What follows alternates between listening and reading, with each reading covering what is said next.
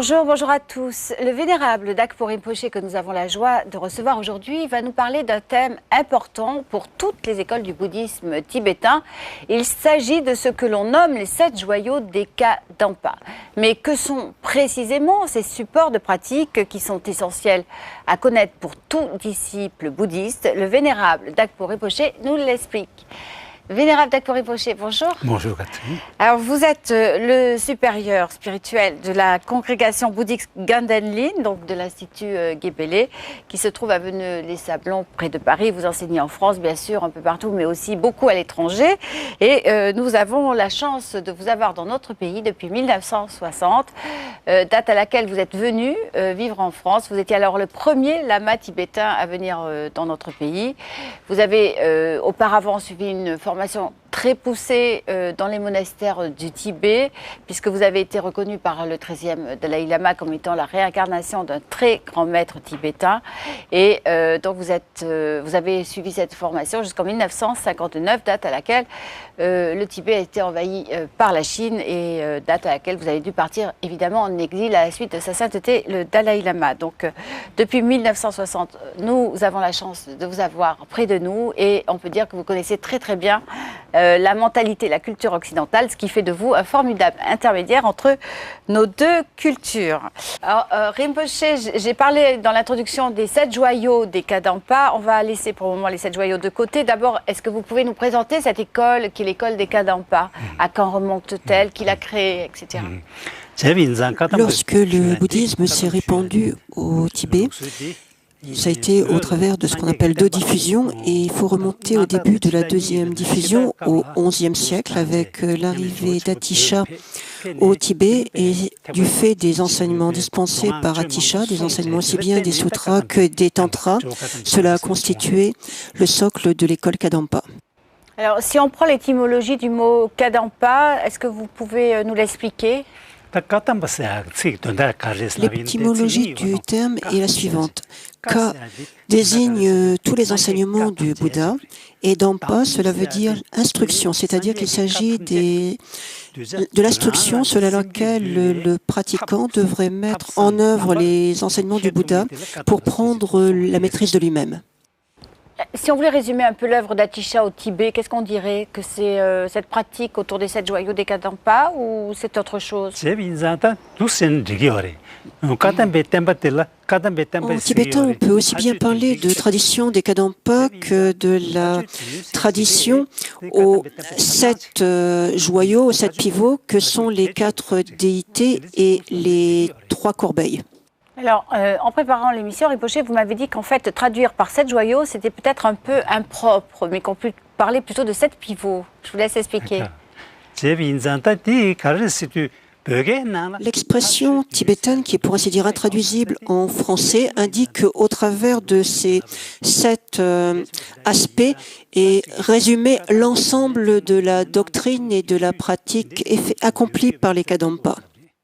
Oui, donc c'est très vaste, c'est ça qu'on doit comprendre. Alors, pourquoi ces 7 joyaux, on va garder cette terminologie, constituent-ils le fondement de tout le bouddhisme Vajrayana ou pratiquement tout le bouddhisme Vajrayana, toute école confondue? Atisha a donné cet enseignement des 4 déités et des 3 dharmas à tous ses disciples, et dont principalement son disciple Domtempa. Et du coup, cet enseignement également désormais constitué la base même pour la constitution de toutes les écoles tibétaines, aussi bien les écoles qualifiées d'anciennes, d'une manière rétroactive, que les écoles nouvelles, c'est-à-dire Kagyupa, Sakyapa ou les Kadampa eux-mêmes. Alors, on va détailler un peu maintenant ce que sont ces 7 joyaux, Rinpoché. On va commencer peut-être par les déités ou par le Bouddha. Les 4 déités des Kadampa sont donc respectivement le Bouddha Shakyamuni, Avalokiteshvara, Tara et Achala. Et si Atisha a choisi ces 4 Bouddhas parmi les innombrables Bouddhas, c'est évidemment parce qu'il y avait à chaque fois des raisons bien précises. Donc, tout d'abord, en ce qui concerne le Bouddha Shakyamuni, c'est parce qu'à notre époque, il est dit qu'il y a 1000 Bouddhas qui vont apparaître successivement, mais celui qui correspond à notre époque, à nous, c'est le Bouddha Shakyamuni, et donc c'est notre guide à proprement parler. Et du fait du lien très proche, il y a avant tout le Bouddha Shakyamuni. Mais qu'a enseigné le Bouddha, sinon des moyens pour permettre aux êtres d'être libérés de la souffrance? Et là, il y a deux aspects. Soit il s'agirait de permettre au pratiquant lui-même de se libérer de la souffrance, soit l'inviter à œuvrer de manière à libérer tous les êtres de la souffrance. Pour arriver à libérer tous les êtres de la souffrance, il va falloir se fonder sur la compassion, la grande compassion. Et Avalokiteshvara, bien évidemment, est celui-même qui incarne, qui concrétise cette qualité fondamentale du grand véhicule, qui est la grande compassion. Mais à partir du moment où, poussé par la grande compassion, on veut agir, il va falloir pouvoir s'adapter aux dispositions des êtres, et on sait que les êtres sont innombrables. Ils ont donc également des capacités, des tempéraments très variés. Et donc, parmi tous les Bouddhas, celle qui incarne à nouveau l'activité de tous les autres, ce n'est autre que Tara, pour mettre en œuvre les activités aussi bien paisibles que développées de domination et autres. Mais quand on veut ainsi œuvrer pour les êtres autrui et soi-même, on peut rencontrer parfois des obstacles. Il faut pouvoir les surmonter, et c'est le rôle même du Bouddha Achala.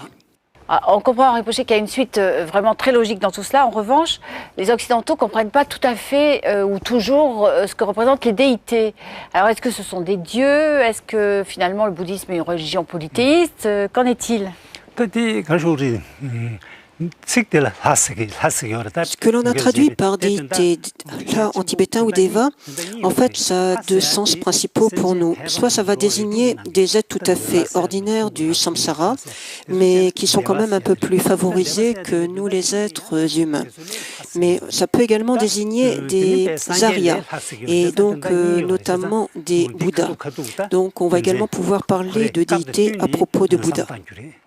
Alors, finalement, quelle est la nature de ces déités? On peut considérer qu'elle existe, mais en même temps qu'elle est... c'est comme le nirvana et le samsara, c'est un peu cette dialectique-là?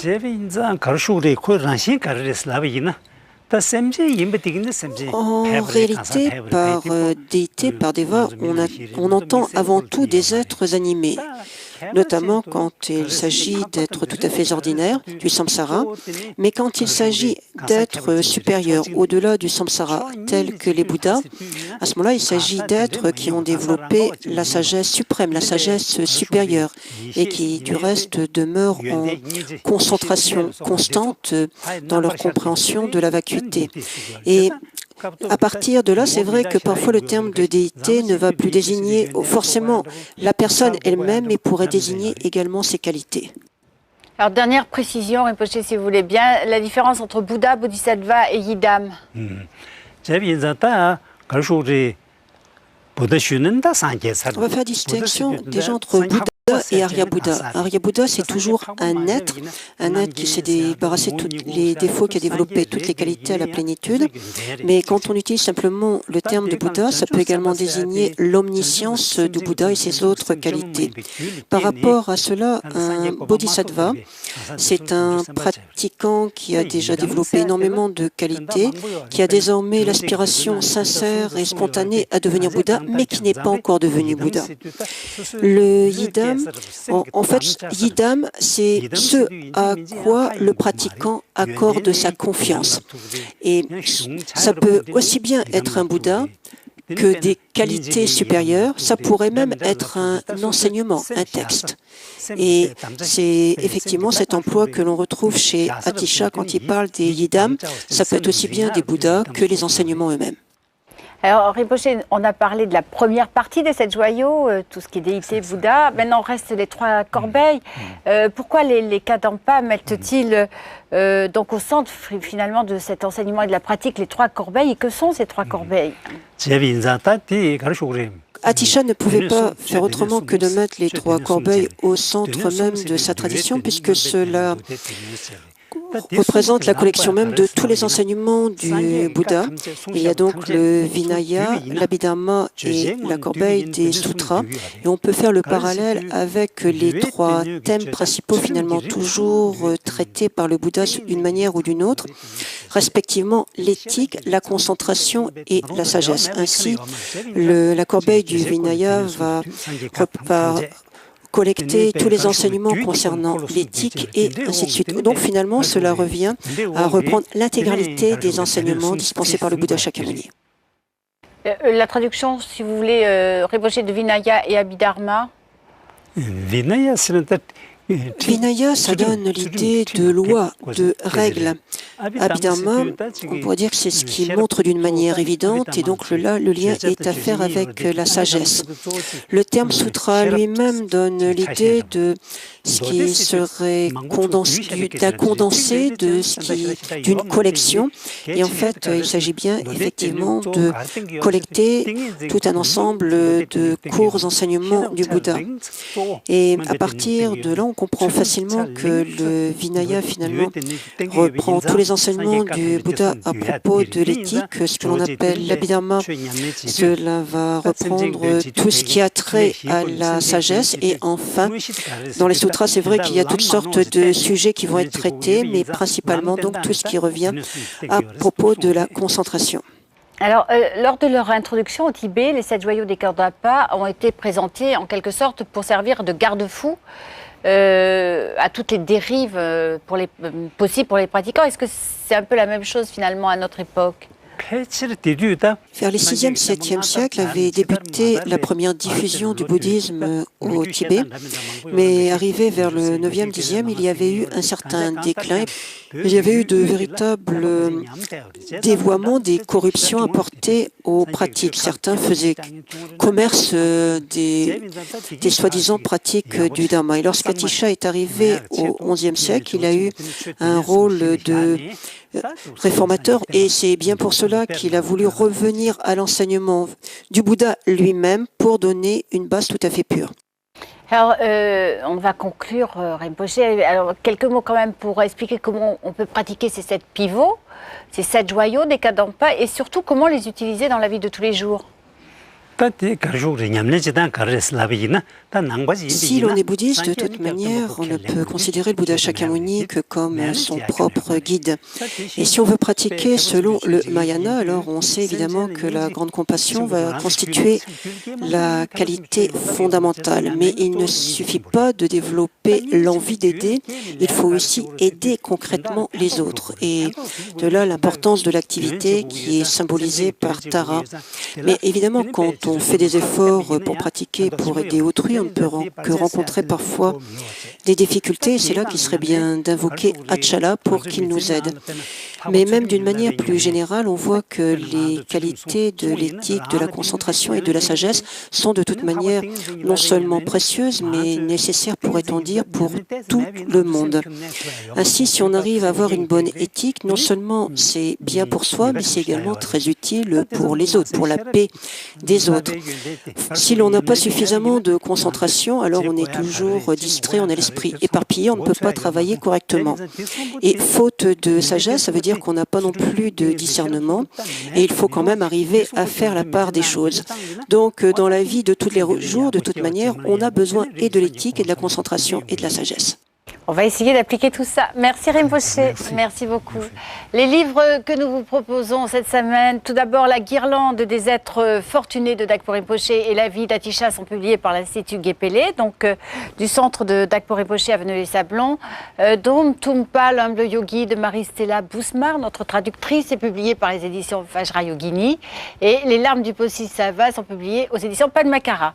On termine par ce DVD Méditation et action de Fabrice Midal. La phrase du jour à méditer du Dalai Lama: ordonnons nos vies en songeant que notre plus grande tâche est de servir les autres. C'est la fin de cette émission. Merci de nous avoir accompagnés. Passez une magnifique journée. Je vous retrouve avec bonheur, bien sûr, dimanche prochain. D'ici là, très très belle journée à tous et excellente semaine. À dimanche.